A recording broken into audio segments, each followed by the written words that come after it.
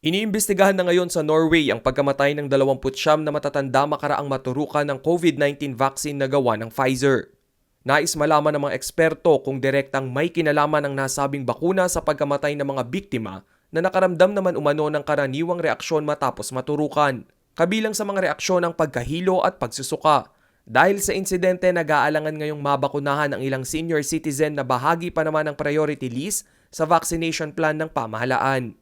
Ayon sa 66 years old na si Leonor Pineda, nagdadalawang isip pa rin siya kung magpapabakuna kahit libre pa umano itong ibigay sa kanya. Siyempre, kumbaga sa nagtitinda, tetestingin muna kung mabili o paano. May takot po ba? Medyo. Nanindigan naman ng 70 anyos na si Aling Leda na hindi na siya magpapabakuna. Ay, ayoko. Kasi baka lalo akong madaling mamatay. Nanawagan naman ng 67 years old na si Ramon Tayag na maging mabusisi at maingat ang gobyerno sa pagbili ng bakuna lalo na't kapakanan ng karamihan ang nakasalalay rito. Kailangan po magpapabakuna kami, yung tiyak na walang depekto. Samantala, umaasa naman ang Food and Drug Administration na manumbalik ang tiwala ng mga matatanda sa pagpapabakuna kontra COVID. Patuloy rin umano silang kumukuha ng detalye sa nagiging epekto ng bakuna sa mga bansang nauna nang nag-roll out ng kanilang vaccination drive.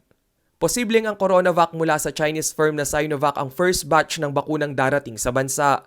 Sa initial batch, 50,000 doses ang inaasahang darating sa Pebrero at 25 million doses pa sa buong taon. 2 doses ang kinakailangang iturok sa mga Pilipinong tatanggap ng CoronaVac. Ibig sabihin, 12.5 million ang makikinabang dito. Halos kalahati ito ng 24.6 million Filipinos na nasa priority list ng gobyerno. Batay sa isang pag-aaral sa bansang Turkey, nasa 91.25% ang efficacy rate o pagiging epektibo ng CoronaVac, habang nasa 50 hanggang 60% lamang ito sa Brazil at Indonesia. Rainiel Pawid, CLTV News.